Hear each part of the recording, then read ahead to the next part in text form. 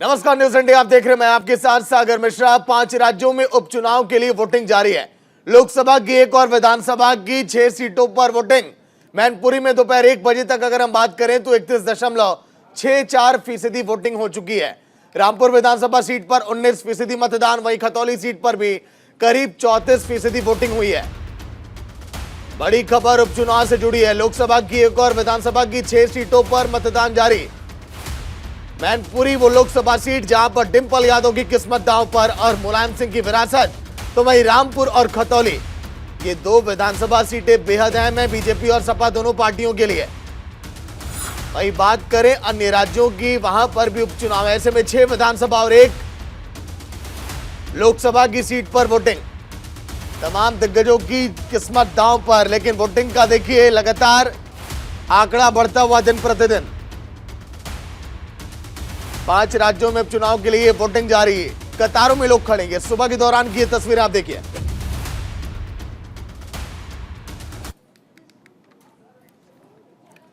वहीं यूपी सरकार में सहकारिता मंत्री जेपीएस राठौर के नेतृत्व में बीजेपी के प्रतिनिधि मंडल ने मुख्य निर्वाचन अधिकारी अजय शुक्ला से मुलाकात की है और सपा पर मैनपुरी में फर्जी मतदान कराने का आरोप भी लगाया है।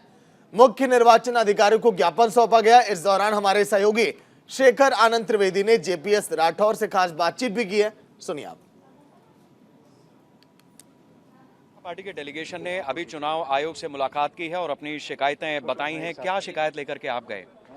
पिछले 4-5 दिन से लगातार अराजकता का वातावरण पैदा करके, गुंडागर्दी करके, वोटर्स को धमकाकर, डराकर समाजवादी पार्टी मैनपुरी का लोकसभा चुनाव जीतना चाहती, उसके खिलाफ हमने आज निर्वाचन आयोग के समक्ष पूरी वस्तुस्थिति अवगत कराया है और ऐसे गुंडा अपराधियों के खिलाफ कार्रवाई करने का निवेदन भी किया है। साथ में जो समाजवादी पार्टी के नेता झूठ और भ्रम का माहौल जो पैदा कर रहे हैं, उसके बारे में भी निर्वाचन आयोग को बताने का काम। पलट करके बीजेपी पर भी यही आरोप समाजवादी पार्टी ने भी लगाए हैं इसी तरीके के।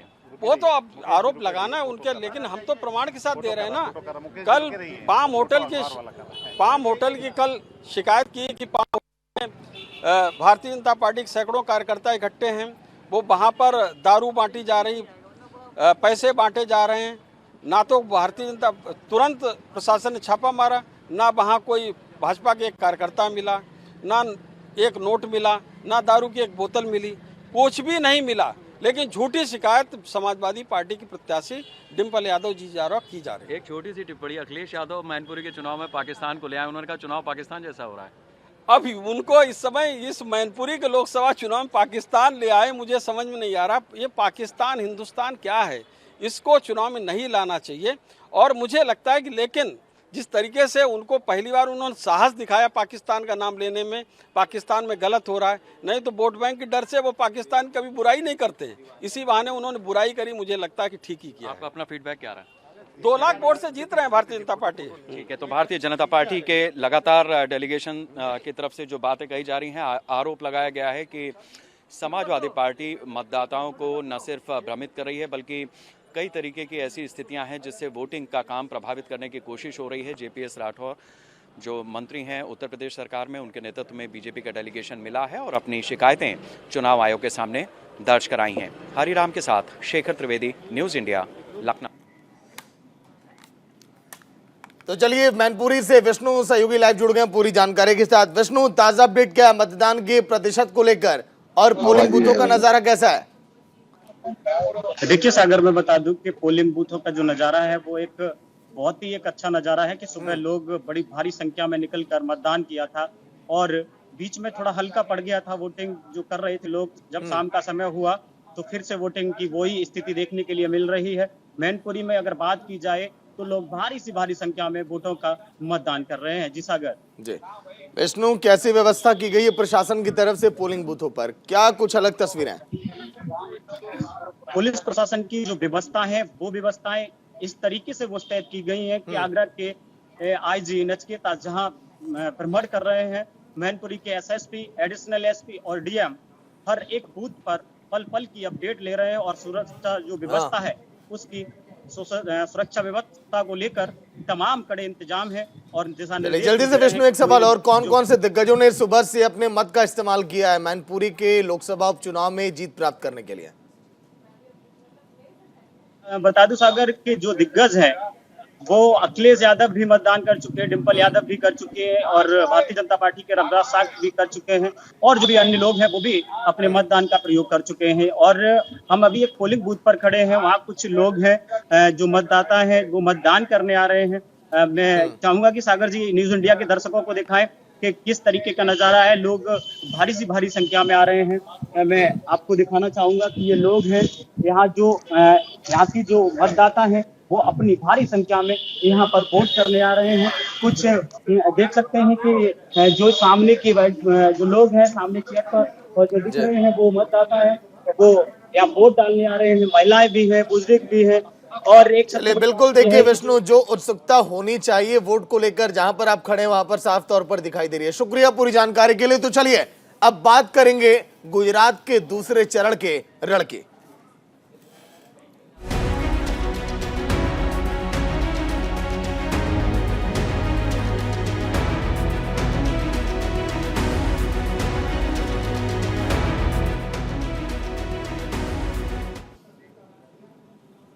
गुजरात चुनाव में दूसरे चरण के लिए मतदान का दौर लगातार जारी है। 93 विधानसभा सीटें दूसरे चरण के चुनाव में पीएम नरेंद्र मोदी समेत कई दिग्गजों ने वोट डाले। 6 तस्वीरें आपके टीवी स्क्रीन पर।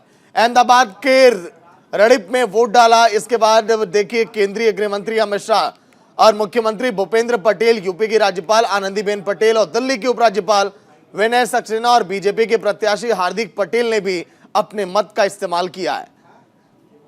ये 6 तस्वीरें उन तमाम दिग्गजों की जिन्होंने इस लोकतंत्र के महापर्व में हिस्सा लिया। पीएम नरेंद्र मोदी, अमित शाह केंद्रीय मंत्री, वहीं भूपेंद्र पटेल गुजरात के सीएम, आनंदीबेन पटेल राज्यपाल हैं, यूपी की वीके सक्सेना, दिल्ली की एलजे, हार्दिक पटेल बीजेपी के प्रत्याशी। ये तमाम दिग्गज चेहरे जो सुबह सुबह पहुंचे, अपने मत का इस्तेमाल किया और अभी भी लगातार ये सिलसिला अभी जारी है, क्योंकि एक एक वोट बेहद कीमती और वहीं से मतदान करने की अपील भी लगातार जारी है।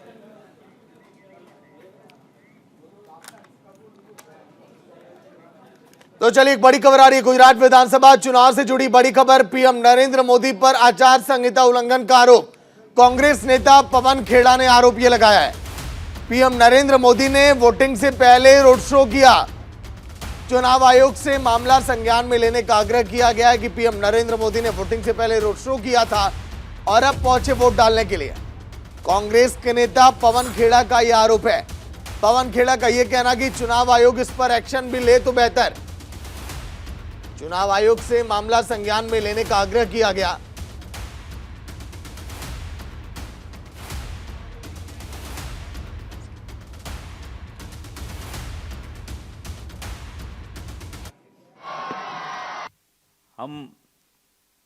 आप में से कुछ लोगों ने सुना होगा, अब तक दिले खुशफहम को तुझसे ही है उम्मीदें, ये आखिरी शम्मे भी बुझाने के लिए आ। चुनाव आयोग से हम तो सिर्फ कह रहे हैं जो हमारी गलतफहमी है आपके बारे में, उसी को इज्जत कर दीजिए, उसी का सत्कार कर दीजिए, आदर कर दीजिए, सुन तो लीजिए, कोई फर्क नहीं पड़ता। प्रधानमंत्री प्रथम चरण जिस दिन पोलिंग हो रही थी उस दिन रोड शो कर रहे हैं और लाइव चल रहा है प्रचार। क्या ये तमाम जो प्रचार होता है प्रधानमंत्री का भारतीय जनता पार्टी के खर्चों में नहीं जुड़ना चाहिए? और चुनाव आयोग जिस तरह से बैठा है मुंह और कान और आंखें बंद करके, पीढ़ियां माफ नहीं कर सकती चुनाव आयोग की इस चुप्पी को। सरेआम जहां नशाबंदी है वहां शराब बिक रही है। वीडियो हमने भेजे चुनाव आयोग को, पूरी तरह से हर माध्यम से चुनाव आयोग तक सूचनाएं पहुंचाई। भारतीय जनता पार्टी के स्टिकर लगी गाड़ियां शराब बांट रही हैं। गुजरात जैसे प्रदेश में जहां नशाबंदी है, चुनाव से एक दिन पहले कोई फर्क नहीं पड़ता। चलिए ठीक है, सहयोगी मेहुल झाला और राजीव तिवारी भी सहयोगी लाइव जुड़ गए हैं पूरी जानकारी के साथ। मेहुल, दूसरे चरण का रण देखिए काफी अहम है, दिलचस्प हो चुका है। 93 विधानसभा सीटें, सुबह से अभी तक कितना प्रतिशत मतदान हो चुका है गुजरात में अभी तक? बिल्कुल, मैं आपको बताऊं सागर 40% अहमदाबाद शहर में है और बड़ौदा शहर में तकरीबन 38% जो शहरी इलाका है बड़ौदा का, वहां पर वोटिंग हुई है। कुल मिलाकर अब देखा जाए पूरे गुजरात में अब तक जो वोटिंग हुई है वो तकरीबन 42 से 44% ही हुई है। मैं आपको बताऊं कि महज 2 घंटे बाकी हैं। ऐसे में वोटर्स जो हैं उनको बार बार लगातार अपील की जा रही है कि आप वोटिंग बूथ तक पहुंचे और अपने मताधिकार का उपयोग करें। कुल मिलाकर देखा जाए तो स्थिति काफ़ी असमंजस सी बनी हुई है कि वोटिंग प्रतिशत बढ़ेगा नहीं बढ़ेगा, कहां तक जाएगा, या पहले चरण तक ये वोटिंग पहुंच पाएगी नहीं पहुंच पाएगी। मैं आपको बताऊं कि पहले चरण में तकरीबन 62% वोटिंग हुई है। इस बार जो है ये दूसरे चरण में ये वोटिंग उसको क्रॉस करेगी या नहीं करेगी, इसको लेकर राजनीतिक पार्टियां या राजनीतिक विश्लेषक जो है काफ़ी पछ में पड़ गए हैं। क्योंकि कुछ इलाके ऐसे हैं जो भारतीय जनता पार्टी का गढ़ माना जाता था, वहां पर वोटिंग की रफ्तार काफ़ी कम है। दूसरी ओर जगदीश ठाकुर कांग्रेस के, गुजरात कांग्रेस के प्रमुख जो है, उनका कहना है कि कांग्रेस ही जो गढ़ है, जो इलाके कांग्रेस का गढ़ रहे हैं, वहां पर वोटिंग की रफ्तार जानबूझकर काफ़ी धीमी कराई जा रही है। कुछ ईवीएम्स में क्षतियां हैं, उनको ठीक तरह से तुरंत ही उनको रिपेयर नहीं किया जा रहा है, इसकी वजह से रफ्तार कम पड़ गई है। कुल मिलाकर देखा जाए तो ये दूसरे चरण की वोटिंग 60% क्रॉस कर जाए तो भी ये बड़ी मुश्किल है कि 60% भी क्रॉस कर जाए। अगर क्रॉस कर भी गए तो भी ये लगता है कि कुल मिलाकर जो दोनों चरण के चुनाव हैं उसमें वोटिंग प्रतिशत काफ़ी कम होगा। मैं आपको और दर्शकों को बताऊं कि पहले चरण में वोटिंग प्रतिशत 6 से 7% कम हुई थी और इस बार भी अगर 6-7 या 8-10% कम हो जाए तो उसमें कोई आश्चर्य नहीं होगा। वजह नहीं पता चल पा रही है क्योंकि अभी 2 घंटे बाकी है। 5 बजे के बाद जैसे ही 6-6:30 बजे वोटिंग का आंकड़ा टोटल प्रतिशत सामने आएगा, उस वक्त पता चलेगा। चूंकि मैं आपको बताऊं कि साबरकांठा में वोटिंग भारी हो रही है, तो अरवली जिले में सहयोगी राजीव से वोटिंग के प्रतिशत पर ही बात कर लेते हैं, मैं लौट कर आऊंगा। राजीव तिवारी, अगर हम जिक्र करें मतदान के प्रतिशत को लेकर, जागरूकता अभियान, तरह तरह की कैंपेन, तमाम चीजें हम देख तो रहे हैं गुजरात में, लेकिन इसके बावजूद सन 2017, 2012 तमाम उन आंकड़ों को अगर हम उठाकर देखें तो कहीं से भी ये दिखाई नहीं देता कि हाँ जागरूकता बढ़ी है लोगों में। राजीव, आवाज मिल पा रही है आपको? चलिए मेहुल, यही सवाल मैं आपसे ले लेता हूं, क्या वजह इसके पीछे है? क्योंकि तमाम तरह की कैंपेन तो चलाए जा रहे हैं, फिर भी लोग घरों से निकलने में थोड़े कतरा रहे हैं। देखिए, हो सकता है सागर की चुनावी वादों और मुद्दों पर लोगों को अब इंटरेस्ट नहीं है या रुचि उनकी कम है कि जो भी आएगा एक सा ही आएगा, आप किसी को भी वोट दे लो। अगर हम वोट नहीं भी देते हैं तो भी सत्ता में जो आने हैं वो आ ही जाएंगे। हम सत्ता परिवर्तन हमारे वोट से होगा नहीं होगा, काफ़ी कई असमंजस सी स्थिति है। लोगों से हमने बात की, कुछ महंगाई के बारे में जिक्र ज़रूर कर रहे हैं कि महंगाई है, कुछ कह रहे हैं कि जो आमदनी बढ़ी है, तनख्वाह बढ़ी है, पर वो लोग हैं जिनके सामान्य जीवन से कोई फर्क नहीं पड़ता है। निचले स्तर के और पिछड़े तबके के जो लोग हैं उनके मन में जरूर चीज़ें हो सकती है कि कुछ चुनावी वादे ऐसे मिले हैं जिससे जीवन कुछ एक स्तर ऊपर उठेगा, पर वो लोग वोटिंग जाकर किस तरह से करते हैं ये पता नहीं चल पा रहा है। तीनों पार्टियां ताल ठोक रही है। मैं खास बताऊं, एलिस ब्रिज जो अहमदाबाद का दरियापुर शाहपुर इलाका है, खाड़िया है, जमालपुर है, वेजलपुर है, वहाँ पर मुस्लिम बहुल इलाका भी है। वोटिंग की रफ्तार काफ़ी कम है। मैंने आपको बताया कि अहमदाबाद की तुलना में बड़ौदा शहर में, जो कि भारतीय जनता पार्टी का अब तक गढ़ माना गया है, माना जा रहा है और मानते चले आ रहे हैं, वहाँ पर महज 35% वोटिंग बड़ौदा शहर में हुई है। उसकी तुलना में अहमदाबाद में तकरीबन 40% वोटिंग हुई है। सारी जो 16 विधानसभा क्षेत्र की बैठक है वहाँ सरेराश 40% वोटिंग हुई है। मतदाता जो है, राजीव तिवारी जुड़ गए, मैं लौट कर आऊंगा। राजीव, जिक्र हम कर रहे हैं मतदान के प्रतिशत को लेकर, एक जिम्मेदार चैनल होने के नाते हम भी बार बार दर्शकों से यही अपील करते हैं कि आप भी जाइए, अपने मत का इस्तेमाल करिए, लोकतंत्र के महापर्व में बढ़ चढ़कर हिस्सा आप लीजिए।